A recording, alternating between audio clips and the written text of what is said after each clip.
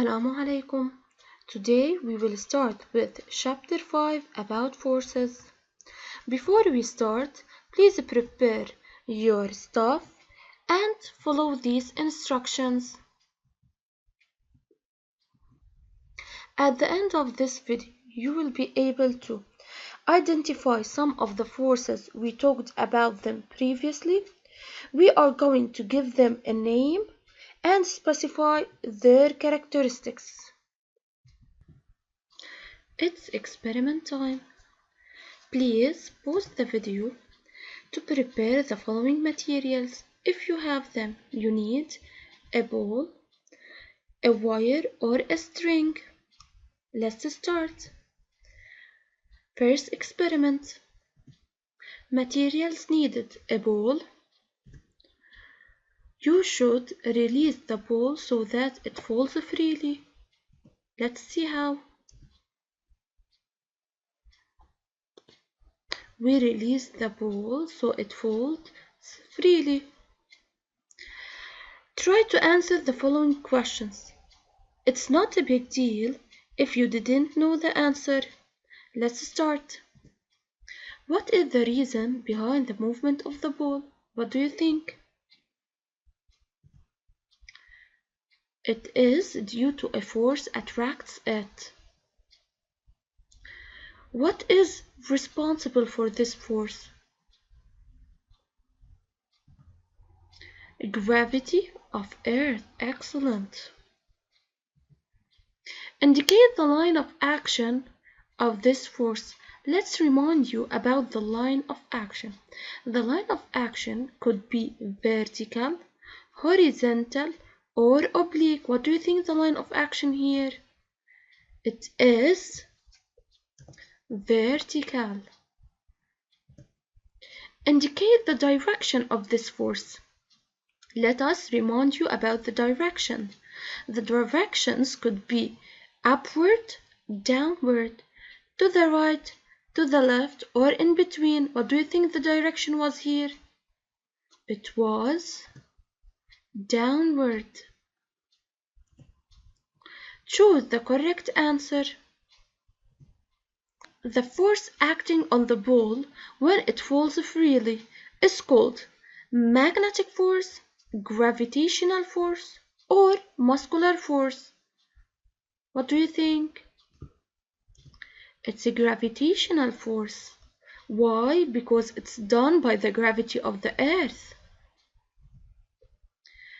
This force acts from a distance or acts upon contact. What do you think? Did the gravity of the Earth attracted the ball after it touched the ground or before? Before touching the ground. So it acts from a distance. Let's identify. The gravitational force exerted on an object, it is also called the weight of an object. It is expressed or represented by small w above it, a vector. The weight of an object is the force exerted by Earth on it. Note that this force exists all the time on all objects on Earth. How can we represent it on an object? We should first list the characteristics of this force. We said before that the characteristics of an object are the point of application, the line of action, the direction, and the magnitude. How are we going to represent the vector weight of the ball in our experiment? We should draw the vector weight from the ball and direct it toward the Earth. But from which point of the ball? From a point called the center of gravity of an object.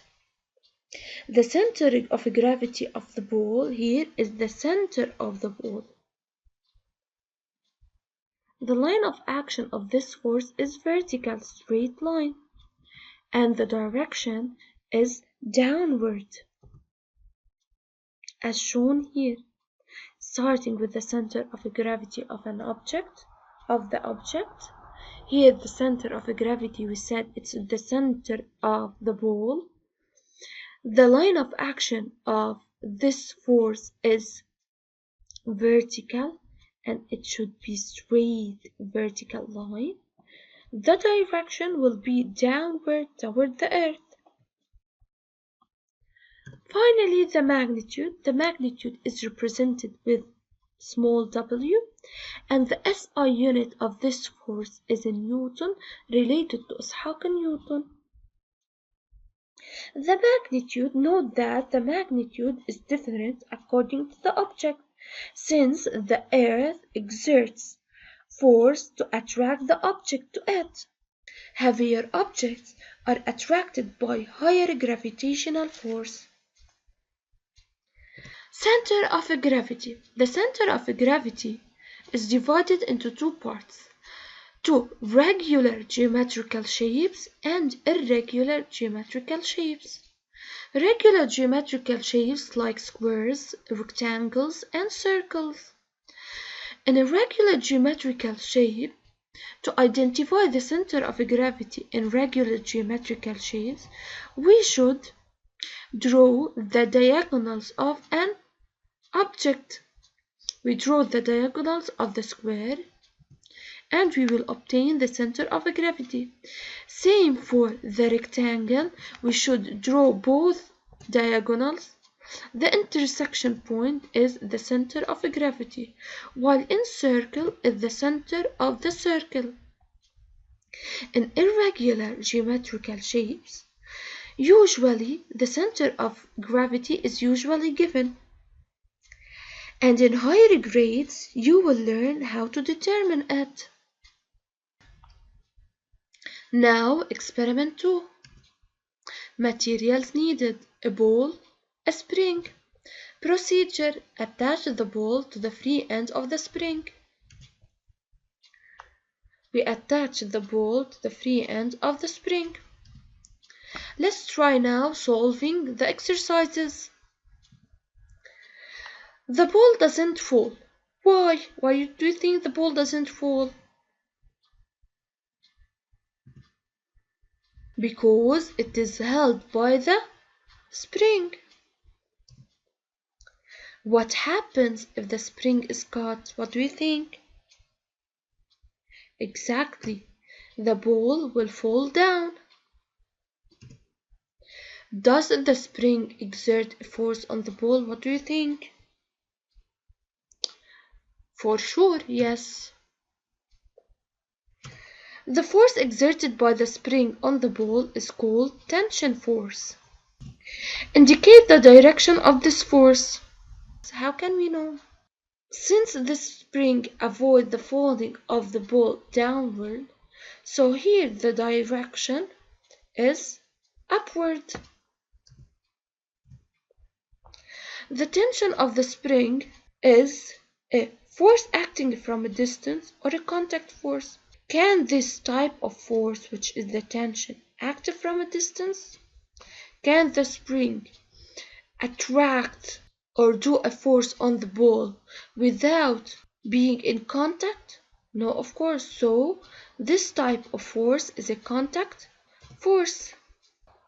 We will represent only one force, which is the tension force. Since it is a contact force, the point of application should be the point of contact between the spring and the ball. So we'll start with the point of application. What about the direction? The direction was here upward. So we will draw a vector, an arrow upward. Let's identify tension force. The tension is the force exerted by a string, an elastic spring, a cable, or a chain on another object. What are the characteristics of this force? The first characteristic is the point of application. We said before the point of contact between the spring and the object is the point of application of the tension force. Let's see it on the figure. The point of contact between the object and the spring is called the point of application. Second one, the line of action. The line of action is always along the spring, but in each case we should specify, is it vertical, horizontal, or oblique? What do you think here? In this case, it is vertical. The direction. The direction toward the spring. It could be upward, downward, to the right, to the left. In this case, what do you think it is? Upward. Excellent. Let's practice. Please open your booklet on worksheet 7. Based on what we have seen in the previous slides, we are going on all the figures that follow in this worksheet to name the force acting on the object that we have. We're gonna draw its vector or represent its vector and list the type and characteristics of this force. We're gonna start with figure 1. Please pause the video and try to solve it by yourself. Let's continue. A box falling under the effect of the force exerted by Earth on it. Since the box is falling under the effect of the force exerted by Earth on it, so this force will be the weight or gravitational force. Excellent. What is the type of this force? As we know, the type of this force is acting from a distance, since there is no contact between the box and the Earth, so the Earth will attract the ball from a distance. Let's try to represent the force on the figure. The first characteristic that we always mention is the point of application. What is the point of application in this object, in this box? Since the box is regular geometrical shape, so we said before that the point of application is the center of gravity. To indicate the center of gravity, as we said before, we should draw the diagonals of the square. The point of intersection between the diagonals is the center of gravity. At this point, the Earth attracts the box. What is the line of action of this force? And what's its direction? The line of action is, as we mentioned also before, is vertical, and it's directed downward toward the Earth. And it is represented with a small w above it, a vector. Let's write the answers. The type of this force is acting at a distance, since there's no contact between the box and the Earth. The Earth attracts the box from a distance. The point of application is the center of gravity, and to indicate it, since the box is a regular geometrical shape, we should draw the diagonals of the box or of the square. The point of intersection between them is the center of gravity. The line of action is vertical, and we said vertical straight line. The direction is downward toward the Earth. And the magnitude is represented with a small w, and it's calculated. We'll learn how to calculate it in the next lessons. Now, the same questions for figure 2.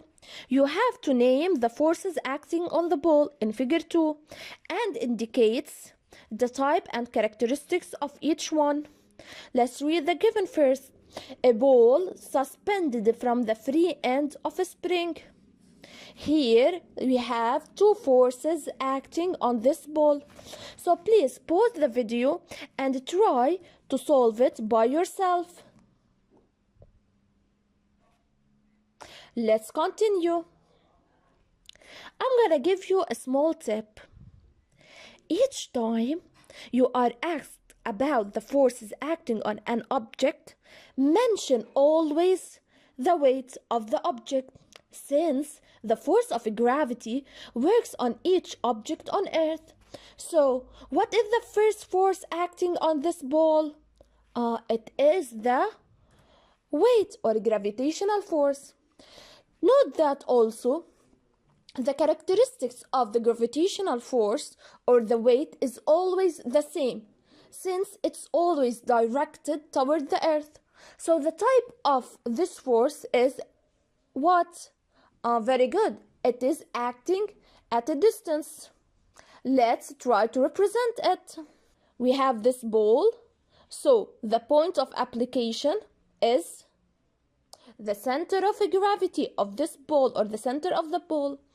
The line of action and the direction, as we said before, the line of action will be vertical and the direction is downward toward the Earth. Let's represent it. The characteristics of the weight are always the same. Vertical line and directed always toward the Earth, downward toward the Earth. Let's write them. Type of the force is force acting from a distance, and there's no contact between the ball and the Earth, but we have a force of attraction between the ball and the Earth. The point of application is the center of gravity of the object, and here, since it's a regular shape, so it's the center of the ball. The line of action is always vertical and the direction is always downward. We said that the magnitude is represented with a small w and the SI unit is Newton. Now, let's talk about the second force. What do you think the second force acting on this ball? Look here, there's a hint, which is the spring, the ball suspended from the free end of a spring. When we have a spring, a wire, so directly we should remember the tension force. Excellent. For this force to work, it should be in contact with the object. So, the point of application of this force is the point of contact between the object, which is here the ball, and the spring. What do you think the line of action? The line of action is along the spring, so here it is vertical. And the direction is also along the spring, so it's here upward. Let's draw it. It's vertically upward. The type of this force is contact force. Why? Because the spring cannot attract the ball without being in contact. Let's try to write the characteristics and the type. The type of this force is a contact force. Tension is always a contact force. The point of application is always the point of contact between the spring and the object, which is here the ball, and we should name it. Here its name is O. The line of action, we said it's along the spring, which is here vertical, and the direction is upward because it is avoiding the falling of the ball toward the Earth, so it's working here against the direction of the weight. The magnitude is represented by T, and also the SI unit of this force is in Newton. All forces, the SI unit of them is Newton.